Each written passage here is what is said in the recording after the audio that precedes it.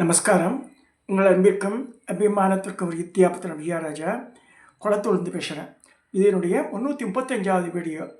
இந்த வீடியோவில் காலையில் இந்த புவனேஸ்வரி தத்துவ பிரகாசத்தை வச்சு பார்த்துருந்தேன் நான். ஸோ அதில் பார்க்கும்போது சில விஷயங்கள்லாம் நானே ஞாபகப்படுத்தி ரீகால் பண்ணுறேன். அது வந்து வாசகர்களுக்கு நேயர்களுக்கு தெளிவுபடுத்தணுன்னு ஆசைப்படுறதுனால பேசுகிறது.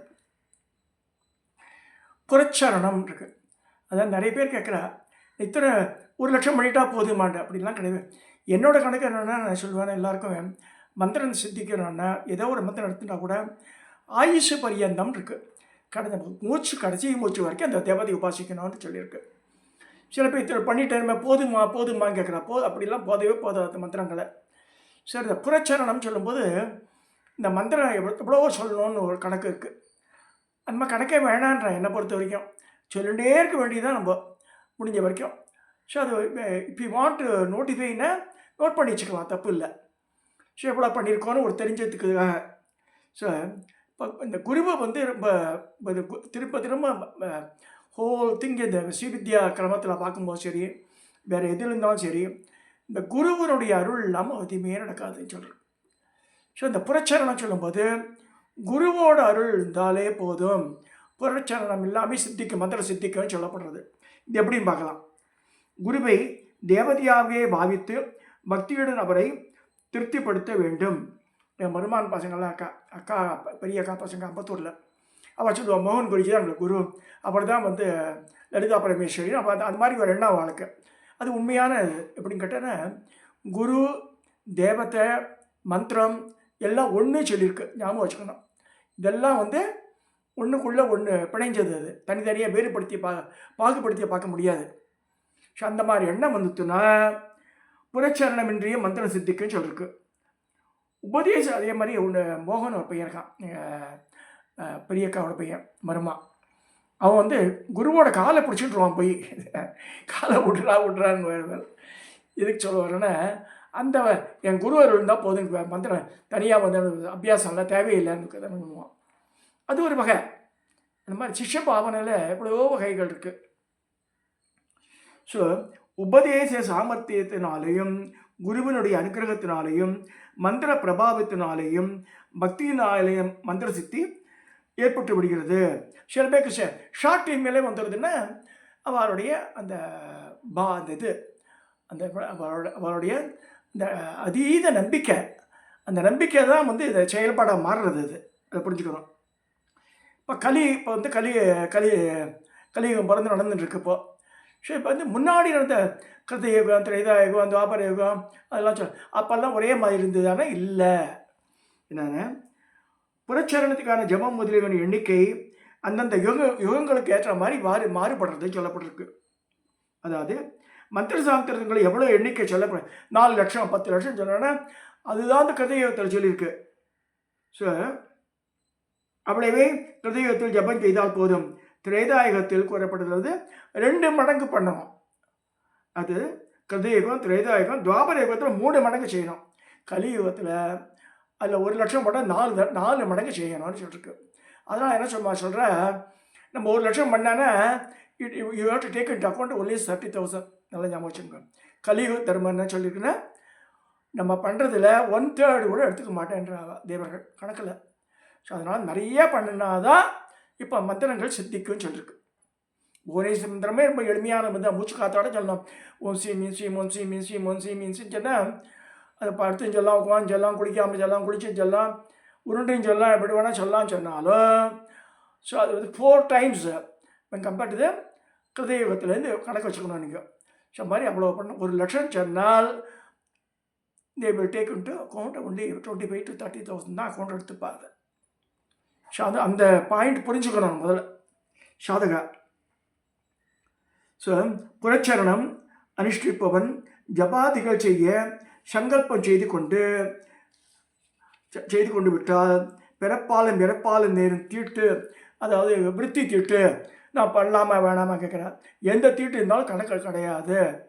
ஸோ இது வந்து we cannot leave it as it is. தீட்டு காலத்தில் ஜபம் பண்ணி தான் ஆகணும்னு சொல்லியிருக்காங்க. இது நான் சொல்ல, சாந்தானந்த சுவாமிகளுடைய அந்த புவனேஸ்வரி தத்துவ பிரகாச புக்கில் சொல்லப்பட்டிருக்குது. ஸோ தீட்டுன்னு சொல்லிட்டு இவ தப்பிச்சிக்க முடியாது. ஸோ அன்றைக்கே பண்ணி தான் ஆகணும்னு சொல்கிறார் அவர். ஸோ அதே மாதிரி எதுக்கு சொல்கிறேன்னா, இங்கே விரதாதிகளை ஆரம்பித்து விட்டால் சூதகம் கிடையாது என்பது ஸ்லோகத்தை சொல்லி சொல்கிறேன். மீனிங்க நான் ஸ்லோகத்துக்கு போகல நான். ஸோ எங்கெங்கெல்லாம் ஜபம் பண்ணலாம், மந்திர ஜபங்கள் எங்கே பண்ணலான்னு சொன்னேன். மலையின் உச்சி, புண்ணிய நதிகளின் கரைகள், வில்வ மரத்தடி, குளம், மாட்டுக்கொட்டில், தேவாலயம், அரசமரம், உத்தியானம், துளசிக்காடு, புண்ணிய கஷேத்திரம், குருவின் பக்கம், குருவாத்தில் இருந்தால் பக்கத்தில் சொன்னால் நிறைய இருக்கும். ஏகாக்கிரதையை ஏற்படுத்தும் இடம், இவைகள் ஜபம் செய்வதற்கு உகந்த இடமாகும் என்று சொல்கிறேன். கிரகத்தில் ஜபம் செய்தால் எண்ணிக்கை சமமாகவும், மாட்டுக்கொட்டில் 100 மடங்கா, மாட்டுக்கொட்டில் போய் ஜபம் பண்ணாதனால பரமாச்சாரி எப்பயுமே மாட்டுக்கொட்டில் உட்காந்து ஜபம் பண்ணிட்டு இருப்பார். 100 மடங்கு ஆகுமா அது? ஜஸ்ட் இமேஜின், மாட்டு தொழுவத்தில் போய் உட்காந்து ஜபம் பண்ணால் நம்ம 100 சொன்னால் அது 1000 ஆகிடும். நான் வச்சுக்கணும். உத்தியானம், காடு இவைகளில் 1000 மடங்காகும். புண்ணிய பர்வதத்தில், அதாவது மலைகள் 10,000 மடங்காகவும், புண்ணிய நதியில் 1,00,000 மடங்காகவும் பெருகும். அதனால தான் சொல்கிறது, எங்கேயா போனால் இந்த நதிக்கரையில் உட்காந்து ஜபம் பண்ணால் அது 10,000 லட்சம் மடங்கு அதிகரிக்குன்னு சொல்லியிருக்கு. சரி, எங்கள் குரு இருக்கும்போது, சம்பகாம்பா இருக்கும்போது ஒரு நிறையா கம்பளி, இது 2x2 ஸ்கொயரில் ஒரு லைட் ஒயிட் ஒரு ஐவரி கலரில் எல்லாம் கொடுத்தா. நானே 25 கம்பளி வாங்கிட்டேன் வாங்கிட்ட. என்ன ஜபம் பண்ணுறதுக்காக கொடுத்தா. இப்போ இது அதை பற்றி இதில் போட்டிருக்கான் பாருங்க. கம்பளியிலான ஆசனத்தில் அமர்ந்து ஜபிக்க எல்லா இஷ்டங்களும் பூர்த்தியாகும். கம்பளி ஆசனம் வச்சுட்டு வந்தேன், அதில் உட்காந்து நம்ம அபீஷ்டம், சர்வ அபீஷ்ட சித்தியர்த்தம் சொல்கிறோம் இல்லையா, அபீஷ்டங்கள்லாம் பூர்த்தியாகும்னு சொல்லியிருக்கு. அடுத்ததாக கிருஷ்ணாஜனம், மான்தோல் இல்லை புலித்தோல் இவர் அமைந்த மோட்சம் உண்டாகும் சொல்லியிருக்கு. தர்பாசனம் ஞானத்தையும், இலைகளிலான ஆசனம் ஆரோக்கியத்தையும் அளிக்கும். அதாவது சில பேர் இந்த இலை காட்டில் இலை வச்சு போட்டு அதில் உட்காந்துப்பா. இதில் முக்கியமாக கவனிக்கணும், நம்ம அந்தணன் ஆகப்பட்டவன் பனை ஓலை மேலே உட்காரக்கூடாது. பனை ஓலை கூட மட்டம் நடிச்சிருந்தேன் நான், அப்படி கிடையாது. பனை ஓலை தாலி பலாச தாடங்காம் இருக்கு. அம்பாள் மாதங்கி தன்னுடைய காதோலை சுருளாக போட்டுக்கிறாள். காதில் அந்த பனை ஓலையை சுருட்டி அடைச்சிக்கிறாள். ஸோ அவளுடைய ஆபரணம் அது. ஸோ இந்த சௌபாகிய திரவியங்களை ஒன்று அது மேலே நம்ம உட்காரக்கூடாது. ஸ்ரீவித்யா உபாசகன் வேறு தட்டில் உட்காந்துக்கலாம், இதில் உட்காந்துக்கலாம். கடம்ப மரத்தில் உட்காரக்கூடாது. அந்த பனை ஓலை அந்த இதில் உட்காரக்கூடாது. அந்த பனை ஓலையில் பாயாடம் பண்ணி வச்சுருக்கா இல்லையா, அதில் இந்த பனை ஓலை தட்டு அதில் உட்காரக்கூடாது நம்ம. ஸோ அதனால் அது கெடுதல்னு சொல்லியிருக்கு. ஸோ இதெல்லாம் ஞாபகம் வச்சுக்கணும் ஜபம் பண்ணும்போது. இல்லைன்னா அதே மாதிரி ஜபம் பண்ணுற பரமாச்சாரியா சொன்ன கருத்து அது. அந்த இடத்துல நாயோ பூனையோ வந்தால் அப்படியே கிரகிச்சுன்னு போயிடும் அந்த சத்தே. நீங்கள் 10,00,000 தடவை பண்ணியிருப்பில்ல உட்காந்து. ஒரு நாய் கிராஸ் பண்ணித்தனா அந்த ஜபனோட அந்த அந்த முழுக்க புண்ணியம் முழுக்க அதுக்கு போய்டுறது. பூனா மாதிரி குறுக்க போனாலும் போயிடும். So we have to ensure all this things. நம்ம பக்கத்தில் நாயும் வரக்கூடாது, பூனையும் வரக்கூடாது. நிறைய பேர் நாயை மடியில் படுக்க போட்டு என்ன பண்ணுறா, என்ன செய்யறது ஒன்றும் சொல்ல முடியாது. ஸோ நாய் பூனை பூஜா கிரகத்துக்குள்ளே வரக்கூடாது. அப்படி வந்தால் அந்த பூரண பலன் அதுக்கு போயிடும். அதையும் ஞாபகம் வச்சுக்கோங்க. நாயின்னு வாசலில் தான் இருக்கணும், அது ஆற்று உள்ளே வந்துடக்கூடாது. சில பேர் பெட் டாக் அப்படின்லாம் சொல்கிற, பட் இருந்தாலும் இதுக்கு உதவாது அது.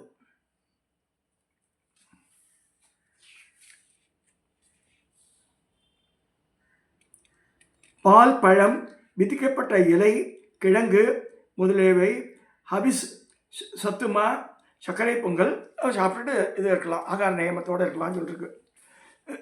முக்கியமாக வெங்காயம், பூண்டு இதெல்லாம் அவாய்ட் பண்ணது நல்லது. அது ஜபத்துக்கு அகேன்ஸ்டாக போயிடும். அதாவது ஒரு பூண்டு வச்சுருந்தேன்னு வச்சுங்களேன், பிசாசும் வராது, தெய்வங்களும் பக்கத்தில் வராது. பூண்டை சேர்க்க சேர்க்க தெய்வ சாநியத்தை குறைஞ்சி போயிடாங்க. காளிக்கு மட்டும்தான் பூண்டு இது வைப்பா. காளி பூஜையில் இந்த பூண்டு தொகையிலாட்டம் பண்ணி வைப்பா.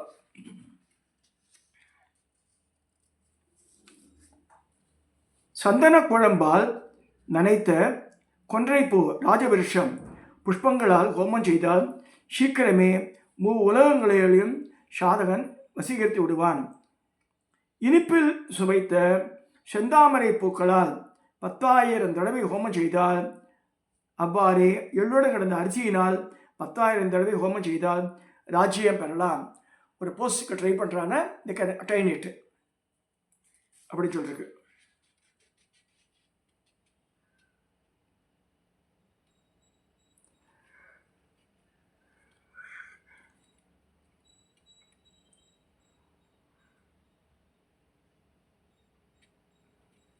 இந்த புவனேஸ்வரி சொல்லும்போது இந்த தியானஸ்தலம் சிந்தூரான் விக்கிரகம் போட்டிருக்காரு. சிந்தூராருணி விக்கிரகம் திருநயனாம் மாணிக்க மௌளி ஸ்புரது தாரா நாயக சேகராம் ஸ்மிருதமுகி ஆபி நவக்ஷோருகாம் பாணிப்யாம் அடிபூர்ண ரத்தசகம் ரத்தோப்ரதி சௌமியாம் ரத்ன படஸ்த ரத்னச்சரணாம் தாயேத் பராமம்பிகாம். அம்பாள் வரும்போது லலிதாம்பிகை 2 கரங்களோட வரா. ஒரு கையில் செந்தாமரை வச்சுருக்கா, ஒரு கையில் அடிபூர்ண தேன் நிரம்பிய கிண்ணத்தை கையில் வச்சுருக்கான்னு தான் சொல்லியிருக்கு. முதல்ல தோணும்போது அம்பாளுக்கு 2 கை தான். அப்போ 2 கையோட வரா. ஒரு கையில் செந்தாமரை புஷ்பமும் ஒரு கையில் தேன் நிரம்பிய கிண்ணத்தை வச்சுருக்கான்னு தான் வருது.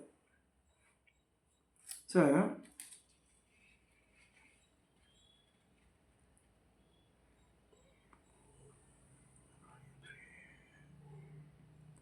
ஓம் ஐம் ஹ்ரீம் ஸ்ரீம் புவனேஸ்வரியை நமக. இது ஒரு மந்திரம் சொல்லியிருக்கு. இவ்வளோ நாள் சொல்ல, இப்போ நான் சொல்லித்தரேன். திரும்பி சொல்கிறேன். ஓம் ஐம் ஹ்ரீம் ஸ்ரீம் புவனேஸ்வரியை நமக. ஓம் ஐம் ஹ்ரீம் ஸ்ரீம் புவனேஸ்வரியை நமக. இதை இந்த மூல மந்திரத்தை 12 லட்சம் தடவை ஜபிக்கணும்னு சொல்லியிருக்கு. அதாவது தினந்தோறும் 1008 அதில் 108 குறையாமல் ஜபிக்க வேண்டும். ஜபம் முடிந்தவுடன் முன்போல் அங்கன்யாசம் கன்யாசம் இந்த ஹ்ராம் ஹ்ரீம் ஹ்ரூம் ஹ்ரைம் ஹ்ர அப்படி பதிலே அது சொல்லிக்கலாம் சொல்லியிருக்கு. இந்த இது ஒரு முறை. புவனேஸ்வரி மந்திரம், இந்த மந்திரம் சொன்னால் 12 லட்சம் டோட்டல் ஓவரால். ஸோ 12 லட்சம் தடவை சொன்னால் எல்லாமே அவளுக்கு நடக்கும்னு சொல்லியிருக்கு. இது சொல்லும்போது அம்பாளுடைய ஆக்ஞினால் சொல்கிறேன். நான் முன்னாடி பிளான்டு இப்போ அன்பிளான்டாக சொல்கிறது. அதாவது புவனேஸ்வரிக்கு தனியாக நிறைய யந்திரங்கள் இருக்குது. ஒவ்வொன்றா காமிக்க போகிறேன் பின்னாடி. நான் இன்றைக்கி ஒரு யந்திரம் மட்டும் காமிக்கிறேன். அது இருக்கணும் அவசியம் இல்லை. ஷட்கோணம், அதாவது 6 கோணம், அதை சுற்றி ஒரு வட்டம், உள்ளே ஒரு முக்கோணம், ஒரு டாட்டு, 8 இதழ் தாமரை போட்டு அந்த 4 வாசப்படி வைக்கலாம். இல்லைன்னா அதோட கூட நிறுத்திக்கலாம். அதுக்கப்புறம் ஒரு வட்டம், 16 இதழ் தாமரை, 16, 8, அப்புறம் ஷட்கோணம், அதுக்கு நடுவில் முக்கோணம், அதில் ஒரு ரவுண்டு போட்டு. இது புவனேஸ்வரி யந்திரம். அது நீ எந்திரத்தை தாமரத்தை வீட்லையோ வெள்ளித்தை வீட்லையோ தங்கத்தை வீட்லையோ பண்ணி வச்சுட்டு, இல்லைன்னா புவனேஸ்வரி படம் அதையாக வச்சுட்டு நித்தியப்படி வெண்ணெயை எடுக்கணும். 2 கோழி குண்டு அளவு அதை அழகான வெள்ளித்தட்டுலையோ செப்பு தட்டுலையோ வச்சுட்டு ஒரு இலையை போட்டு அதில் வச்சு அந்த வெண்ணெயில் எதுவுமே ஆட் பண்ணக்கூடாது. சுத்தமான வெண்ணெய். இப்போ புவனேஸ்வரி மந்திரம் சொல்லிட்டு இருக்கோம். லலிதா சஹஸ்ரநாமம் சொல்லலாம். அம்பாவை பூஜை பண்ணிவிட்டு கணவனும் மனைவியை 48 நாள் சாப்பிட்ணுன்னு இருக்குது. எப்போ ஏற்பட குழந்தை பிறக்கலன்னு சொன்னால் கூட கட்டாயம் பிறந்துன்னு இருக்கு. நான் அதை சொல்லி கொடுத்து இங்கே பக்கத்துலேயே ஒரு பொண்ணுக்கு மேலே பெண் குழந்தை பிறந்து அது அம்பாள் ஸ்வரூபமாகவே இருக்குது அந்த குழந்தை. நான் சொல்கிறது சத்தியமான வாக்குது, நம்புங்க. இது நவநீத பிரயோகம்னு ஒரு பிரயோகம். இது புவனேஸ்வரிக்கு செய்யலாம். ராஜராஜேஸ்வரி படம், காமாட்சி படம் வச்சுட்டு அதுக்கு ஸ்ரீசக்கரத்துக்கு பூஜை பண்ணலாம். இது புவனேஸ்வரி தான் பண்ணணும் ஆசைப்பட்ட அந்த யந்திரம் இந்த யந்திரமாக வச்சுக்கணும். நான் சொன்ன யந்திரம் பண்ணிக்கணும். ஸோ பிள்ளை பேர் அடிக்கும் யந்திரம் போட்டிருக்கு. ஸோ அந்த இதை வச்சுட்டு பண்ணணும். அந்த யந்திரத்தை காமிக்கிறேன்.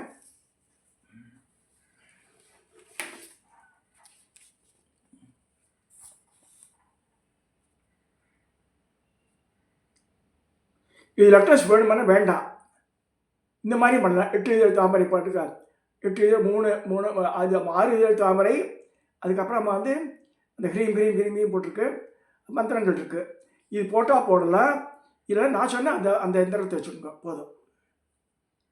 இது புவனேஸ்வரி தத்துவ பிரகாசத்தில் இது கொடுத்துருக்கா.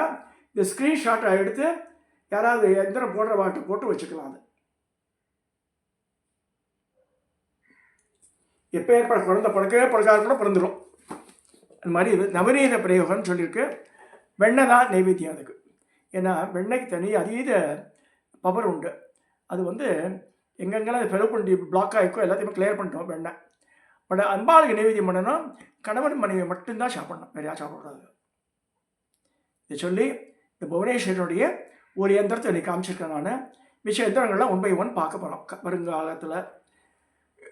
இன்னைக்கு இந்த ஜபம் எங்கே பண்ணுறது, எப்படி பண்ணுறதுலாம் சொல்லி கொடுத்துருக்கேன். இதை பண்ணுங்க, நம்பிக்கையோடு செய்யுங்க.